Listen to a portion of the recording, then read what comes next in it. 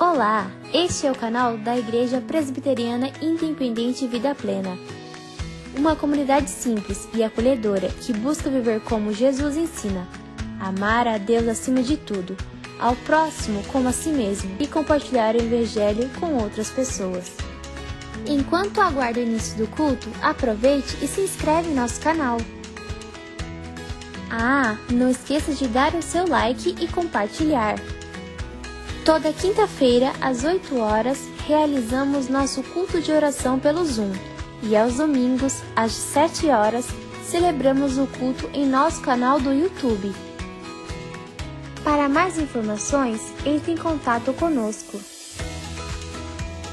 Se você quiser contribuir financeiramente com nossa igreja, você pode realizar depósito ou transferência em uma de nossas contas.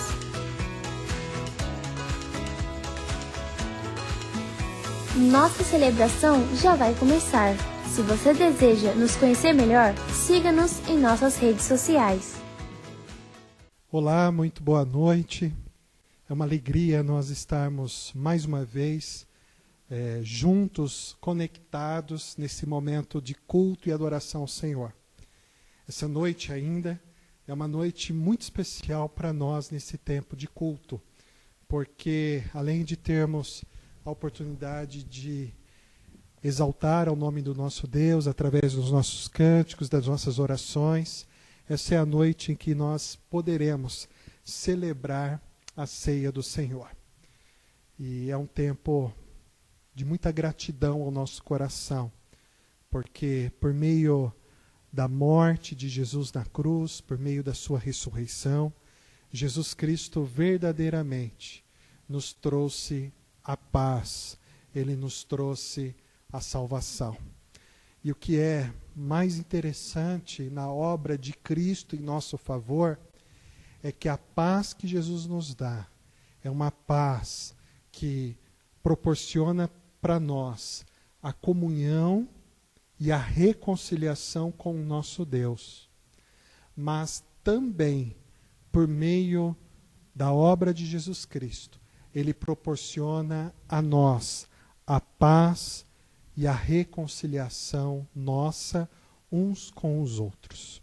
Por meio da cruz de Jesus Cristo, por meio da sua morte e da sua ressurreição, Ele nos une a Deus, mas também Ele nos une um ao outro.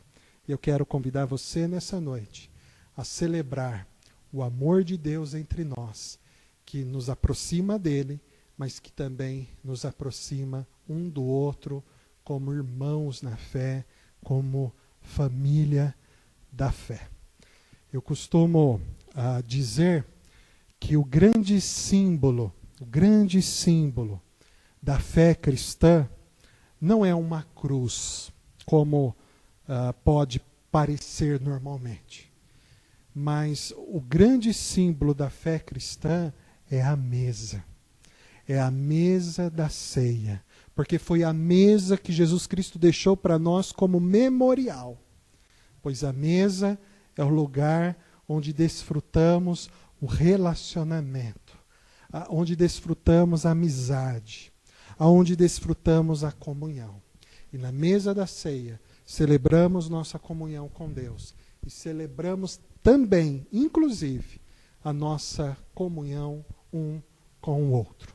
Há um texto muito interessante na carta do apóstolo Paulo aos Efésios, no capítulo 2, em que Paulo fala sobre a obra de Cristo em formar um povo, uma família para si próprio. E ele fala isso num contexto de uma comunidade que estava dividida, desunida, rachada em dois grupos. O grupo dos judeus e o grupo dos não-judeus. E havia entre eles uma competição, havia entre eles uma inimizade, havia entre eles um conflito muito grande, né? Entretanto, Paulo os lembra de que Cristo Jesus morreu para uni-los e uni-los numa mesma família, no mesmo povo, no mesmo corpo. Diz assim, Efésios capítulo 2, a partir do versículo 14. Foi Cristo quem nos trouxe a paz, tornando os judeus e não judeus um só povo, por meio do sacrifício do seu corpo. Ele derrubou o muro de inimizade que separava os judeus dos não-judeus. Ele acabou com a lei, juntamente com seus mandamentos e regulamentos. E dos dois povos, formou um só povo, novo e unido com ele. Foi assim que ele trouxe a paz. Pela sua morte na cruz, Cristo destruiu a inimizade que havia entre os dois povos. Por meio da cruz, ele os uniu em um só corpo e os levou de volta para Deus. Cristo Jesus, através da sua morte na cruz, nos resgatou do pecado e nos uniu como família para nos conduzir de volta à comunhão com Deus Pai. Que nessa noite, mesmo estando separados fisicamente, que nós possamos celebrar a comunhão, a união, a amizade que deve existir entre nós como igreja, como corpo de Cristo Jesus. E você possa se lembrar de cada pessoa que faz parte da nossa igreja e que você possa nesse momento, junto comigo, orar em favor da comunhão da nossa igreja. Oremos ao Senhor. Querido Pai, nós louvamos ao Senhor porque o Senhor nos resgatou do pecado, nos deu o teu perdão e porque o Senhor nos uniu para fazermos parte de uma mesma família, de uma mesma igreja. Nós não fomos chamados para caminharmos separadamente. Nós não fomos chamados para cultivarmos no nosso meio nenhum tipo de conflito, nenhum tipo de inimizade. Mas nós somos chamados por Ti para vivermos a união e o amor do Senhor nos nossos relacionamentos um com o outro. Abençoe a nossa vida, abençoe a nossa igreja. Ajuda-nos a perdoar as ofensas que existem entre nós. Ajuda-nos, ó Deus, a superarmos as diferentes opiniões que temos às vezes. E ajuda-nos, nesse momento, a superarmos a dificuldade que esse isolamento social tem imposto sobre a nossa vida como igreja e que tem nos impedido de desfrutar a comunhão presencial um com o outro. Ajuda-nos a superar essas coisas, para que possamos, de maneira autêntica, dedicada, agradável diante dos teus olhos, que possamos viver o amor do Senhor entre nós. Abençoe tua igreja, fortaleça a tua igreja e nos abençoe nesse culto. Em nome de Cristo Jesus. Amém. Eu quero aproveitar esse nosso momento e convidar você para que você possa escolher alguém para mandar uma saudação hoje no nosso momento de culto. Eu vou abrir meu WhatsApp e hoje eu vou mandar a minha saudação especialmente para nossa querida irmã Bel e aproveitar e mandar também a saudação para nossa irmã Patrocínio. Vê você aí também, alguém, para que você possa mandar a sua saudação. Oi, Bel, como vai, minha irmã? Nós estamos no nosso momento de culto, de adoração a Deus, é o nosso tempo de saudação, e hoje eu quero dar uma saudação muito especial para você, Bel. Que Deus continue te abençoando, te dando saúde, e que Deus possa trazer ao seu coração toda a paz. Quero aproveitar também e deixar aqui minha saudação para nossa irmã Patrocínio. Oh, minha querida irmã, que Deus mantenha essa alegria no seu coração e que a irmã continue sendo essa inspiração na vida da nossa igreja, de uma mulher de fé, uma mulher fervorosa, uma mulher dedicada ao Senhor, uma mulher disposta também a se preocupar com os outros, ajudar os outros, interceder pelos outros. Muitas saudades. Deus abençoe, em nome de Jesus Cristo. Mande a sua saudação também. Não deixe de fazer isso. É muito importante. Isso fortalece nossa comunhão. Vamos juntos louvar ao Senhor nesse momento com toda alegria.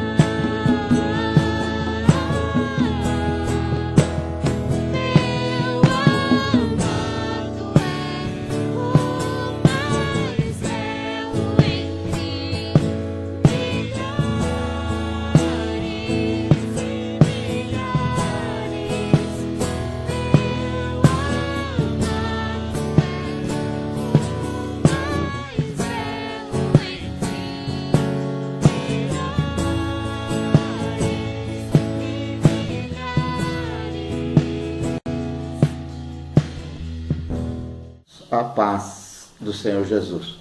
Hoje, 2 de setembro, dia do pastor.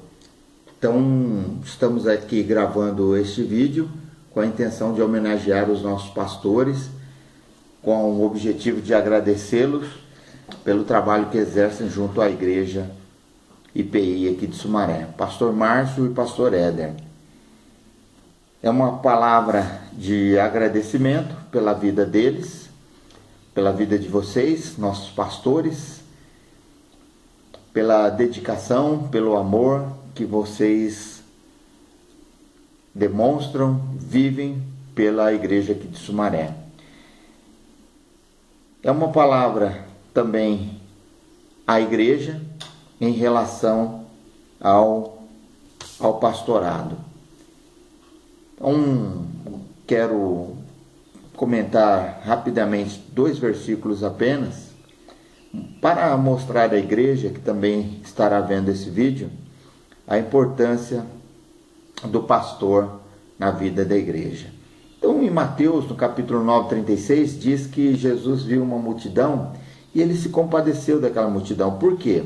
Porque aquela multidão andava desgarrada e errante, como ovelhas que não têm pastor. Nós temos esse grande privilégio de termos um pastor, de termos 2 pastores, melhor dizendo, que estão à frente da nossa vida espiritual, estão nos dirigindo, estão nos instruindo a cada dia. É um grande privilégio. Pessoas que não têm uma liderança pastoral estão andando errantes por aí. Vão para lá, vão para cá, não sabem para onde vai, ou seja, estão totalmente perdidas.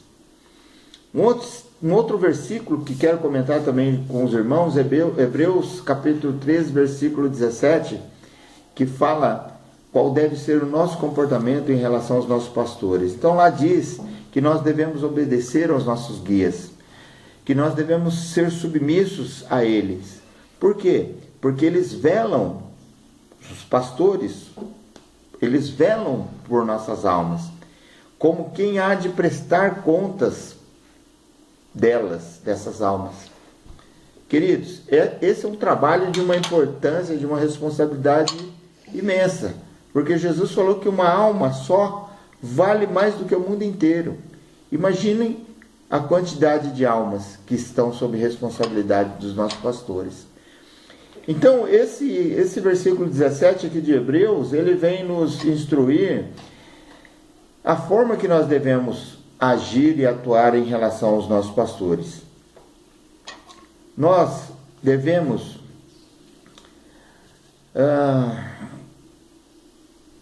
obedecê-los, ouvi-los, para que eles façam isso, para que eles pastoreiem, para que eles velem por nossas almas com alegria, e não gemendo, e não sofrendo.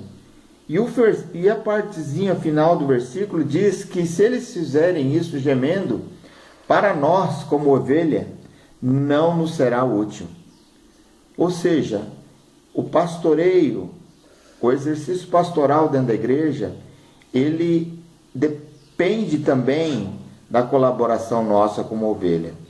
Então, hoje é dia do pastor, mas quero dar essa palavra à igreja também, porque é necessário que nós estejamos valorizando e nós estejamos obedecendo aos nossos pastores. Eu, particularmente, posso dar um testemunho da importância de pastor na vida da ovelha. O momento em que eu estive hospitalizado, os irmãos que sabem mais da minha vida, um pouco mais da minha vida, sabem o tempo que eu passei internado, e era um alívio, era um refrigério quando eu recebi a visita dos pastores. Na época era o pastor Ramão e o pastor Éder, que iam lá, me davam uma palavra de incentivo, de ânimo, liam um trecho, oravam por mim, e isso é de um valor inestimável.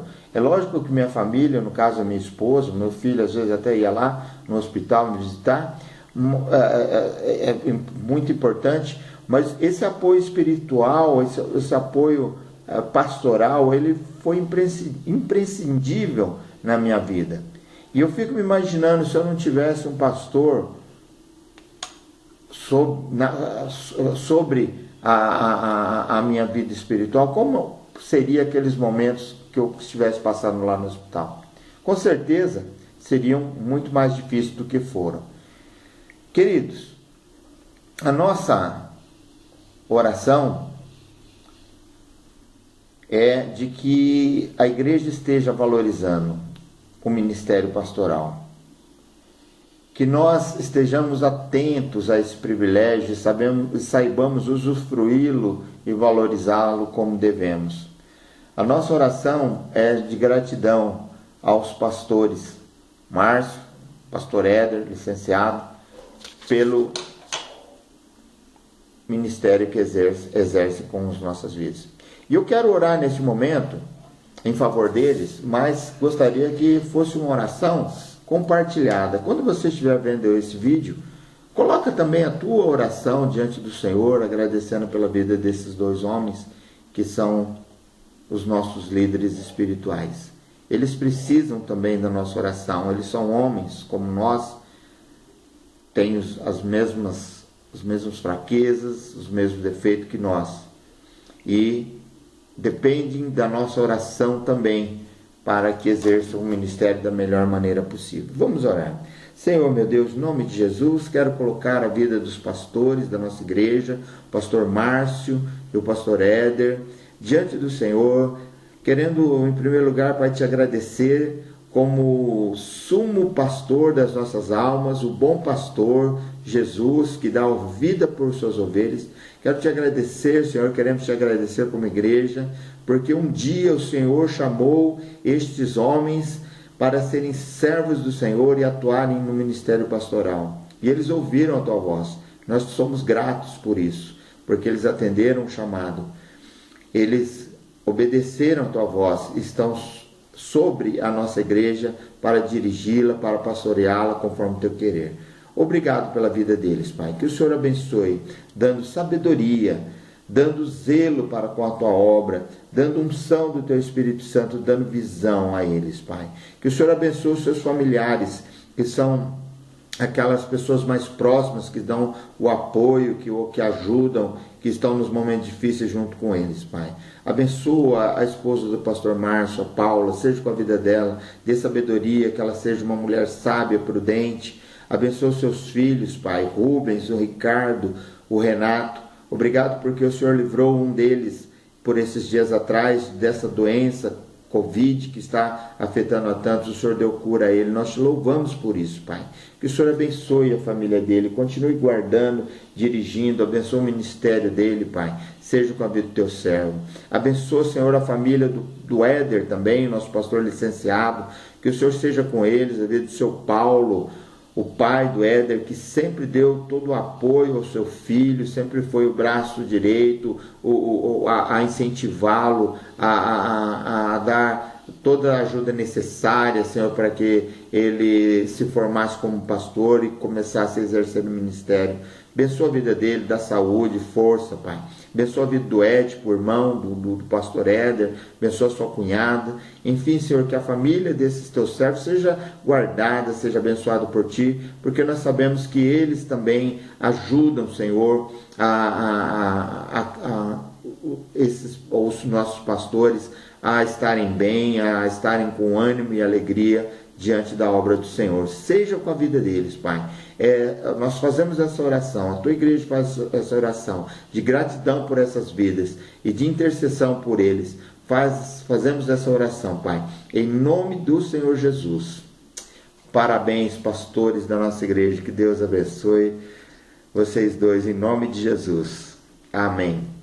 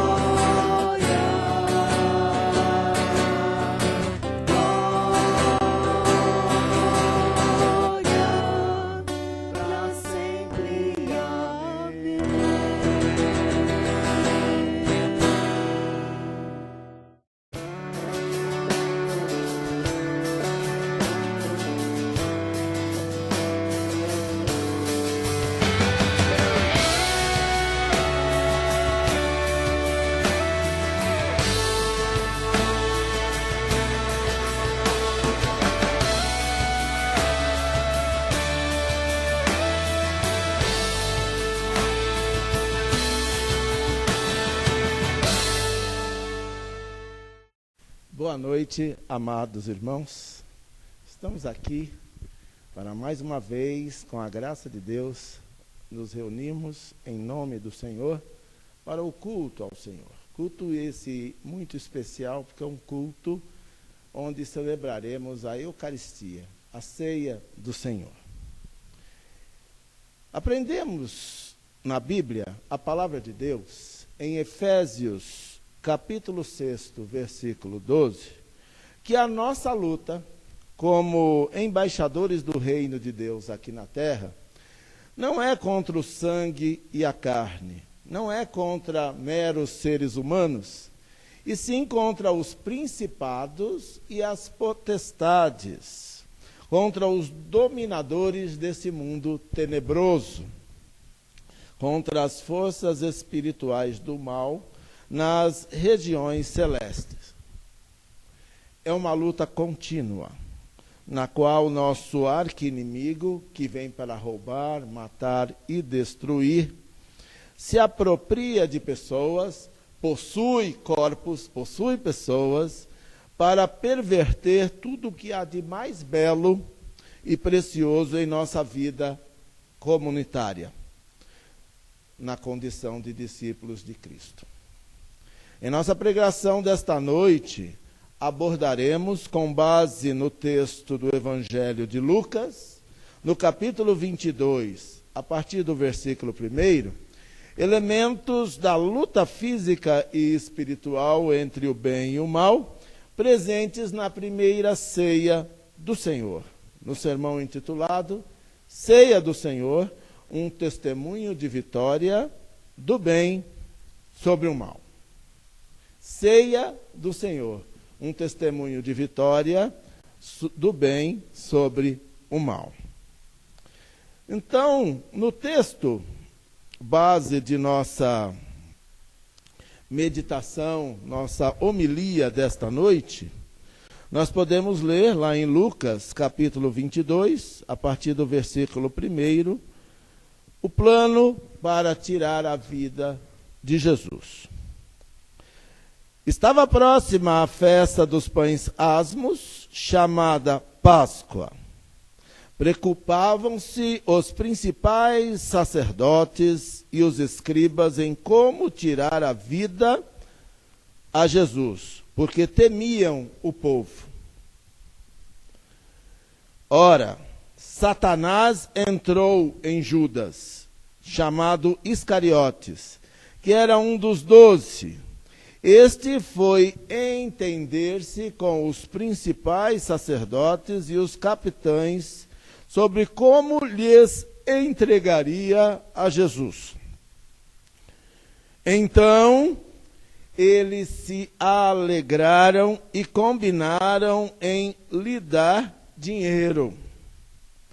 Judas concordou e buscava uma boa ocasião de lhe entregar sem tumulto. Chegou o dia da festa dos pães asmos, em que importava comemorar a Páscoa. Jesus, pois, enviou Pedro e João, dizendo: ide preparar-nos a Páscoa para que a comamos. Eles lhe perguntaram: onde queres que a preparemos? Então lhes explicou Jesus: ao entrardes na cidade, encontrareis um homem com um cântaro de água. Segui-o até a casa em que ele entrar, e dizei ao dono da casa: o mestre manda perguntar-lhe onde é o aposento no qual hei de comer a Páscoa com os meus discípulos? Ele vos mostrará um espaçoso cenáculo mobiliado. Ali fazei os preparativos, e indo tudo encontraram como Jesus lhes dissera, e prepararam a Páscoa. Chegada a hora, pôs-se Jesus à mesa, e com ele os apóstolos. E disse-lhes: tenho desejado ansiosamente comer convosco esta Páscoa, antes do meu sofrimento, Pois vos digo que nunca mais a comerei, até que ela se cumpra no reino de Deus. E tomando um cálice, havendo dado graças, disse: recebei e reparti entre vós. Pois vos digo que, de agora em diante, não mais beberei do fruto da videira, até que venha o reino de Deus. E tomando um pão, tendo dado graças, o partiu e lhes deu, dizendo: isto é o meu corpo oferecido por vós, oferecido em sacrifício por vós. Fazei isto em memória de mim, dizendo: este é o cálice da nova aliança no meu sangue, derramado em favor de vós. Todavia, a mão do traidor está comigo à mesa. Porque o Filho do Homem, na verdade, vai segundo o que está determinado. Mas ai daquele por intermédio de quem ele está sendo traído. Então começaram a indagar entre si quem seria, dentre eles, o que estava para fazer isto. Primeira coisa dentro desse contexto, eu gostaria de destacar a traição, uma evidência do mal. Traição, uma evidência do mal.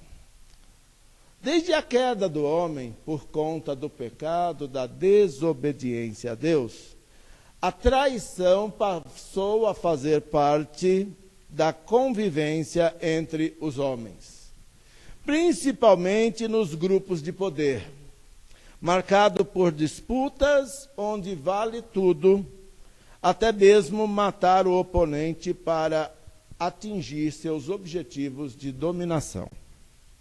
Assim, nós vemos na história pessoas se matando à espada, à bala, por sabotagem, envenenamento, irmão matando irmão, tudo pelo poder e cobiça.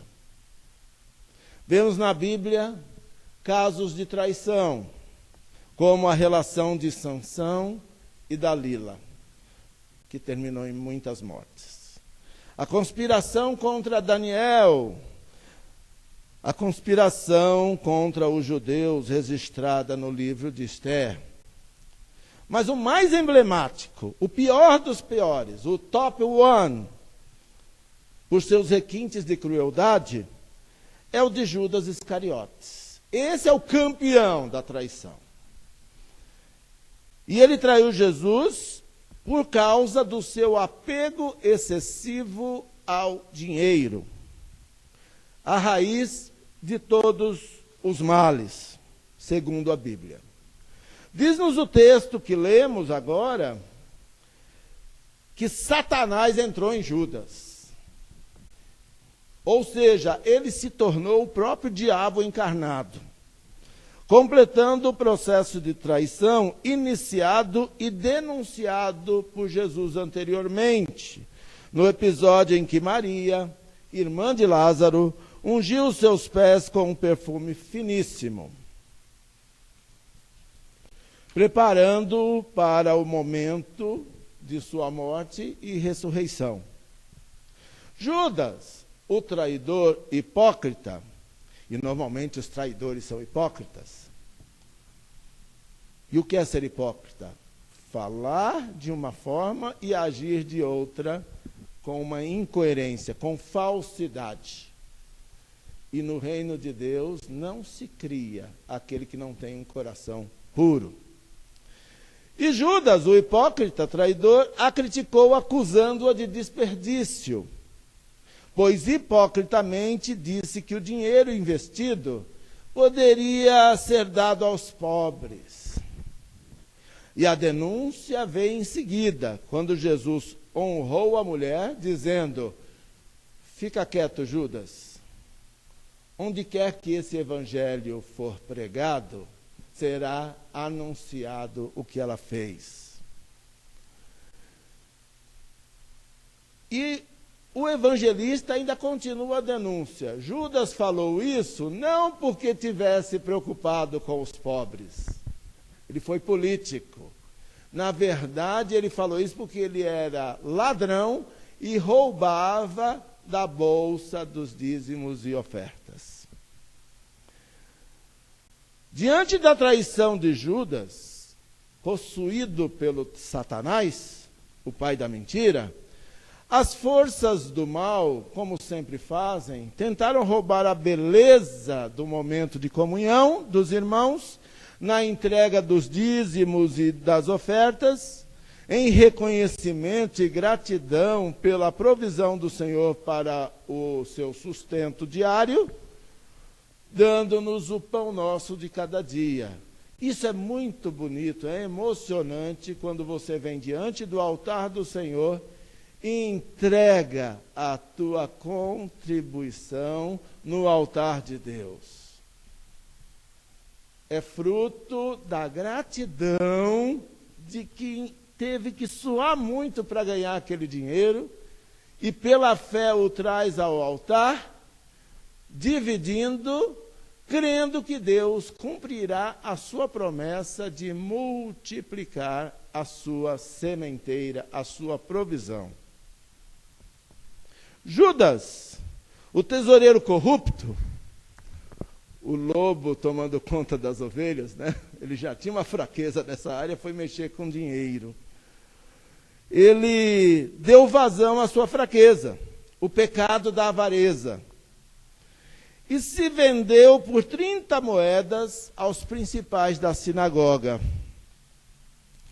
Pessoas que deveriam ser exemplo, porque eles eram líderes da comunidade, eles eram líderes do templo, mas não valiam o que comiam. E eles queriam matar Jesus para se manter no poder. Aliás, o poder foi uma das razões da queda de Satanás, aquele que entrou em Judas. Ele queria ser maior que Deus. Judas, um dos 12 membros daquela pequena comunidade de amor, traiu o mestre, traiu o seu bom pastor, roubando a alegria daquele momento sagrado de comunhão, à mesa, e gerando muita tristeza e sofrimento por conta do seu pecado. Judas chegou ao ápice da maldade no que tange a traição, quando, mais adiante, entregou Jesus aos seus inimigos, traindo com um beijo. O símbolo maior de uma relação afetuosa entre os irmãos. É o que nós chamamos de ósculo santo. O beijo de Judas não era ósculo e não era santo. E Satanás sempre vai pegar as coisas belas da casa de Deus para perverter, para transformar em coisa ruim. O da contribuição, ele tenta fazer dela um negócio. O beijo é um símbolo, que é um símbolo de afeto, segundo os valores de Deus, acaba se tornando asqueroso por requintes de crueldade na traição. Infelizmente, o espírito de traição ainda está presente nas relações humanas e crescendo. E está infiltrado nas comunidades, onde há o joio no meio do trigo. Isso gera escândalo e decepção. E aí nós temos a outra face. Jesus nos ensina a dar sempre a outra face. E a outra face que nós temos aqui, o antídoto contra o mal da corrupção, da mentira, da falta de sinceridade, é o amor incondicional de Jesus que se apresenta no texto. Jesus, o Senhor, Emanuel, Messias, bom pastor, apesar da traição, amou seus discípulos, inclusive Judas, até as últimas consequências. No conjunto da obra, se a gente ler a continuidade, nós vamos ver que todos os discípulos traíram Jesus. Uns até traíram mais, como Pedro, que negou a Jesus 3 vezes. A diferença é que todos eles se arrependeram. Jesus tratou a cada um, menos Judas, que morreu de remorso. Tentou devolver o dinheiro, né, na delação premiada lá, tentou devolver. Mas quer saber? Ele não se arrependeu, ele teve remorso e se matou. Porque se ele tivesse se arrependido, Jesus o teria perdoado. E ele estaria no céu hoje com os demais irmãos.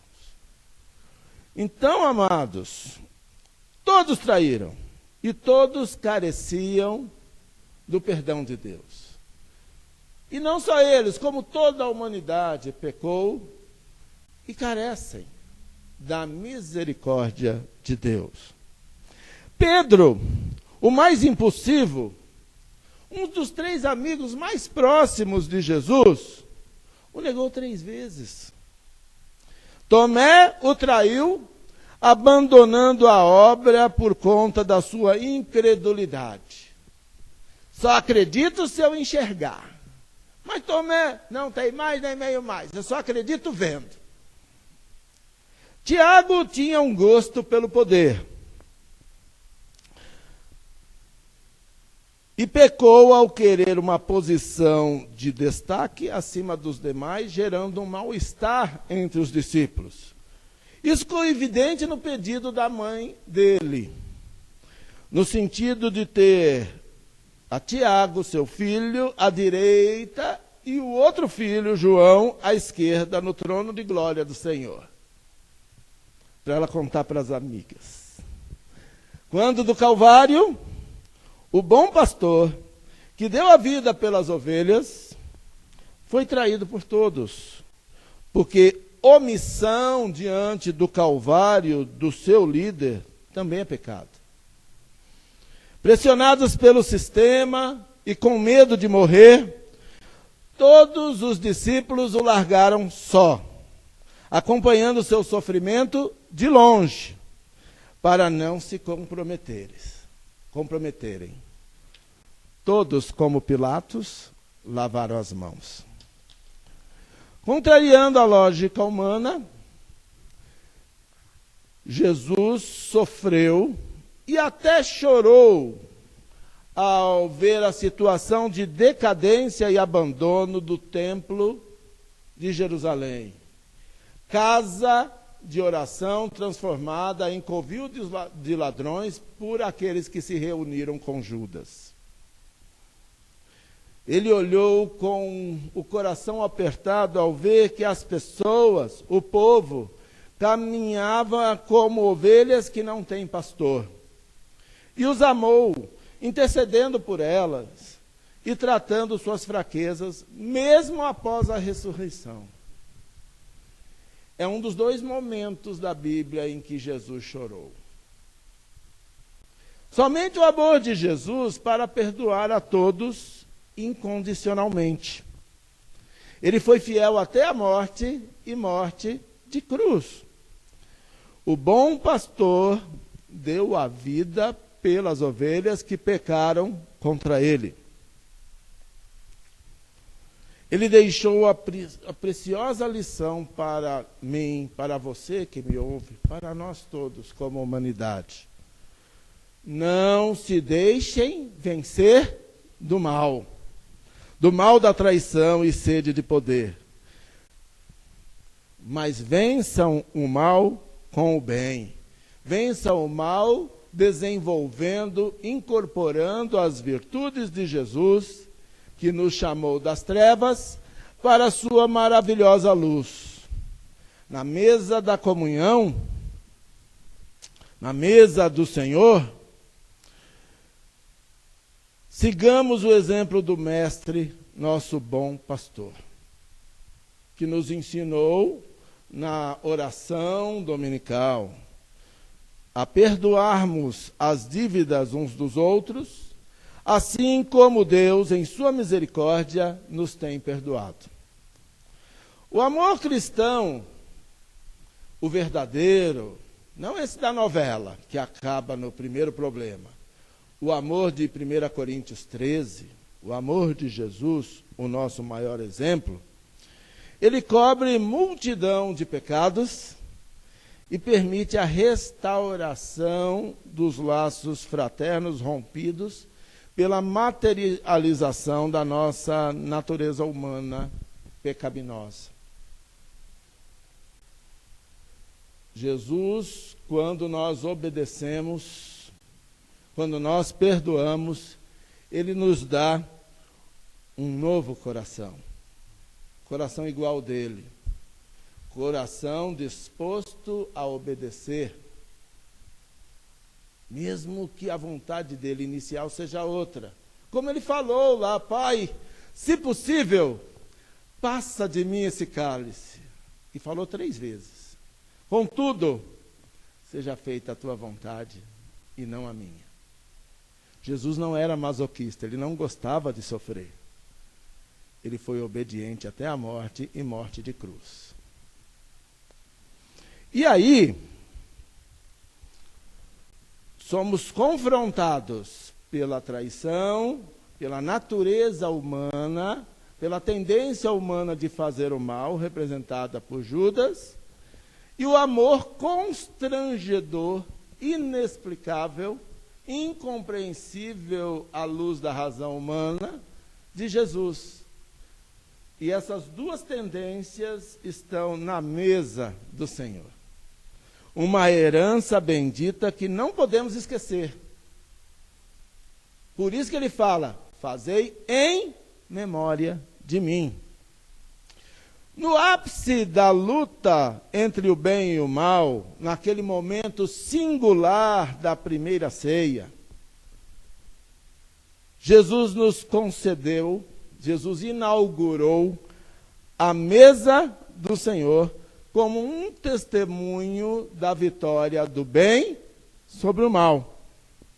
Em meio àquela atmosfera de tensão, com todos os discípulos preocupados, tendo ao seu lado Judas, o hipócrita traidor, Jesus o denunciou e deu-lhe uma última oportunidade de arrependimento.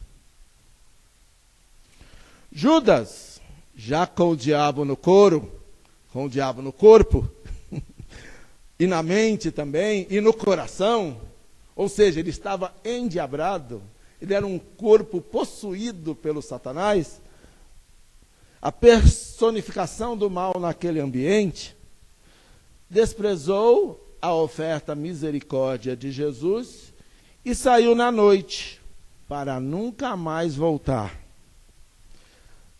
Na mesa do Senhor, como nas bodas, não há espaço para o mal, que diante da autoridade de Jesus tem que se retirar.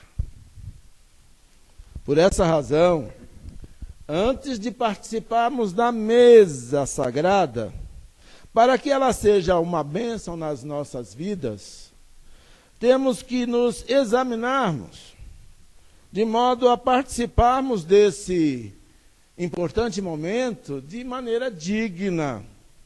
Haja vista o fato de que aqueles que participam indignamente da ceia o fazem para condenação, é a razão pela qual havia muitos enfermos na igreja de Corinto.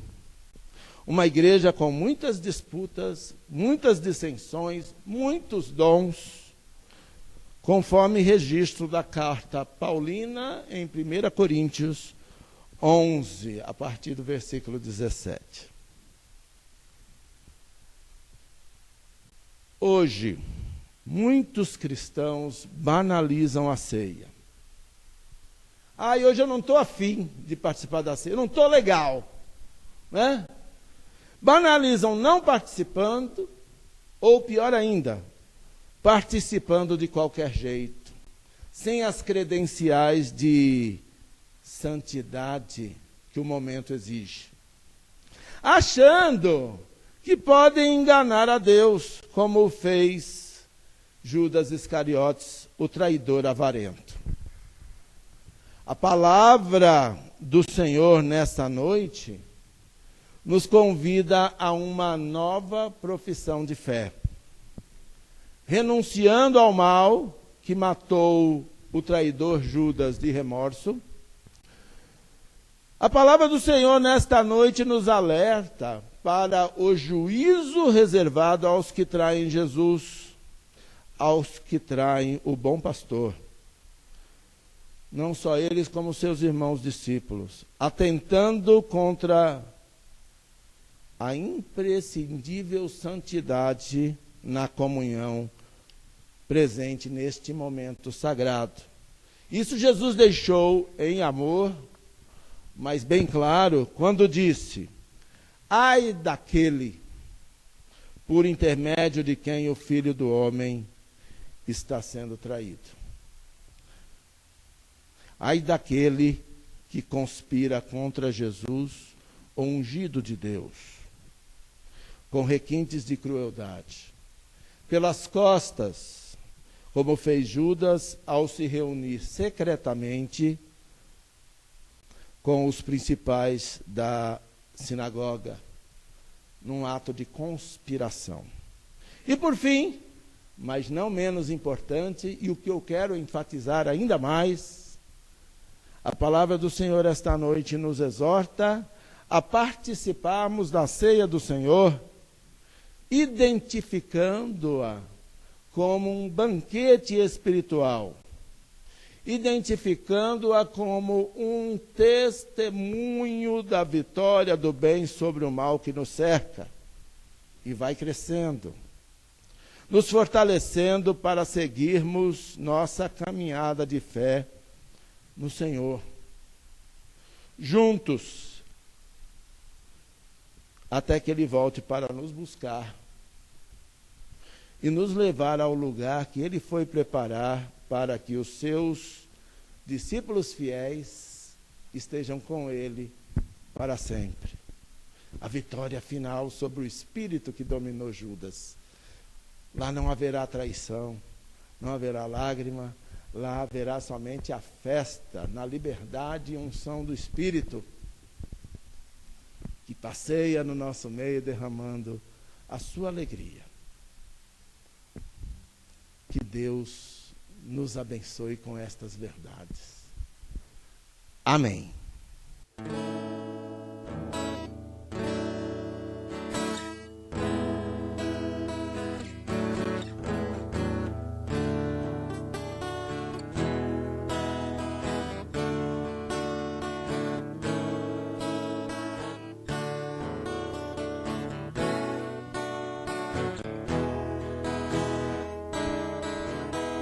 Recebi um novo coração do Pai, coração regenerado, coração transformado, coração que é inspirado por Jesus.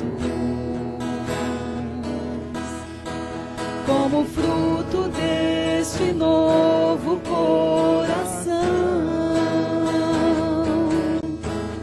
declaro a paz de Cristo, te abençoo, meu irmão, preciosa é a nossa comunhão. Somos corpo e assim bem ajustados, totalmente ligados, unidos, vivendo em amor, uma família, sem qualquer falsidade, vivendo a verdade, expressando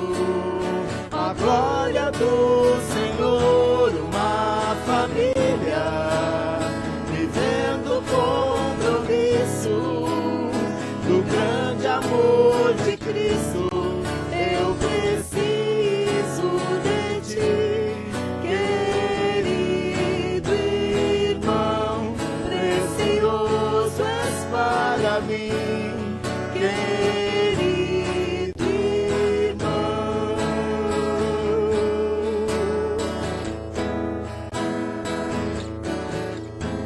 Recebi um novo coração do Pai, coração regenerado, coração transformado, coração que é inspirado por Jesus, como fruto desse novo coração.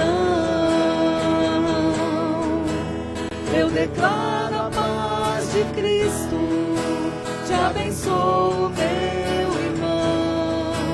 Preciosa é a nossa comunhão.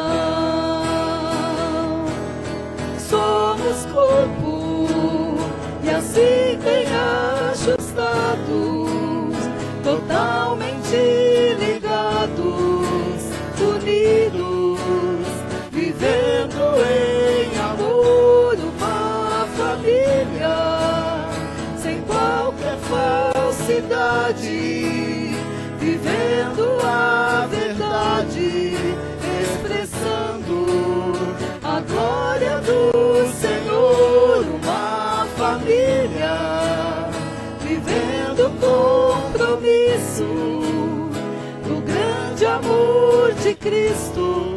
Eu preciso de ti, querido irmão, precioso és para mim, querido irmão, eu preciso de ti, querido irmão, precioso és para mim, querido irmão.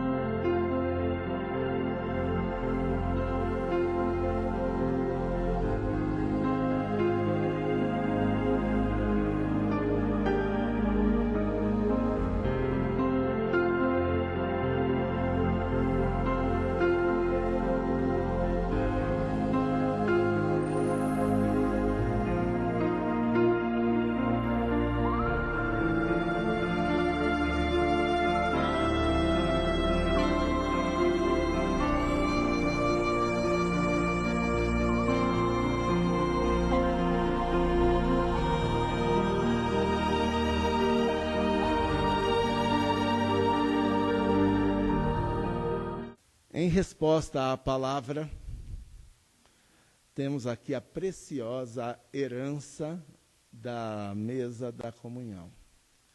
Comunhão que, como a mesa, deve perdurar até que ele volte, obedecendo a ordem de Jesus, para celebrarmos este momento em memória de tudo aquilo que essa mesa representa.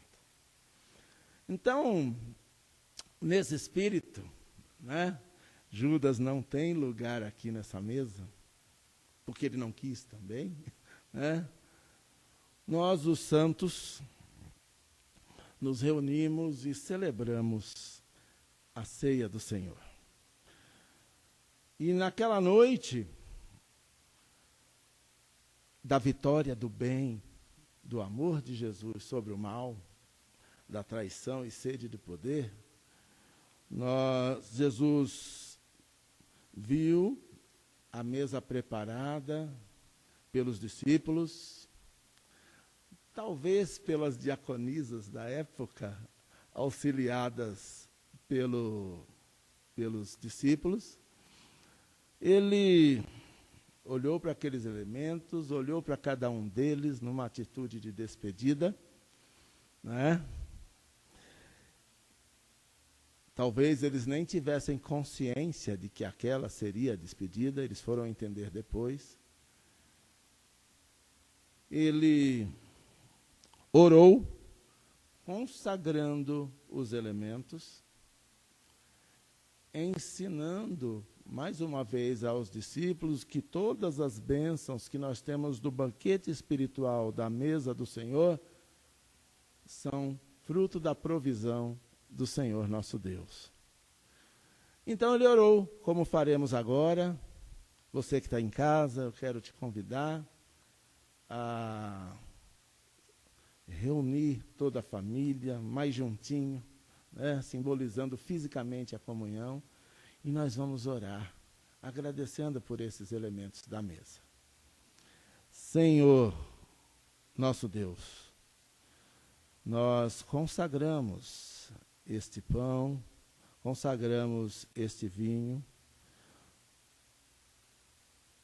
como um símbolo do teu amor por nós, um símbolo do sacrifício de Jesus dado por nós.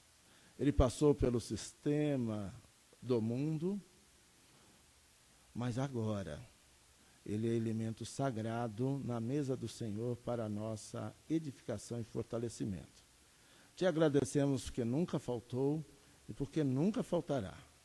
Em nome de Jesus, abençoe a cada família que estiver participando nesta hora desta celebração, desta herança bendita que o Senhor nos deixou.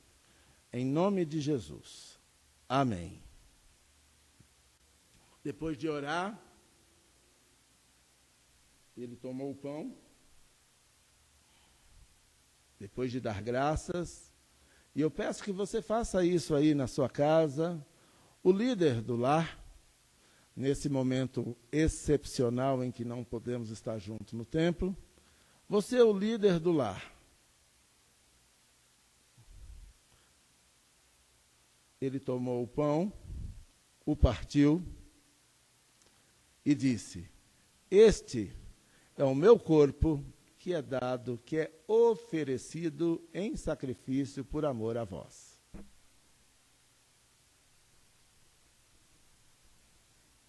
Por semelhante modo, ele tomou o cálice diante de todos e disse: esse cálice representa a nova aliança no meu sangue, derramado por amor a todos vós.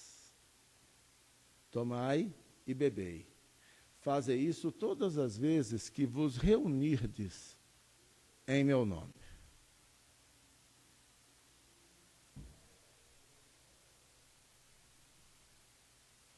Isto feito, eu quero convidar a todos, você aí na sua casa, a distribuir o pão entre seus familiares, entre seus parentes. Você, o líder do lar, faça isso, excepcionalmente, nesse período que vai acabar em nome de Jesus, né, de isolamento. Mas o nosso coração não está isolado, nesse momento em que estamos juntos virtualmente e pela fé. Distribua este elemento aos seus familiares. Do mesmo modo, distribua o cálice, distribua o vinho, o suco de uva, para todos os que receberam o pão. E isto feito, vivamos esse momento de comunhão, comendo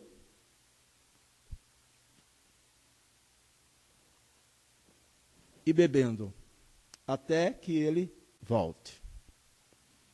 Com tristeza, sabendo do sofrimento de Jesus Cristo, que o castigo que nos traz a paz foi pago um alto preço. E com alegria, porque sabemos que a cada dia vai se aproximando a volta de Jesus Cristo para nos buscar e levar-nos para uma ceia que não terá fim. Bebamos.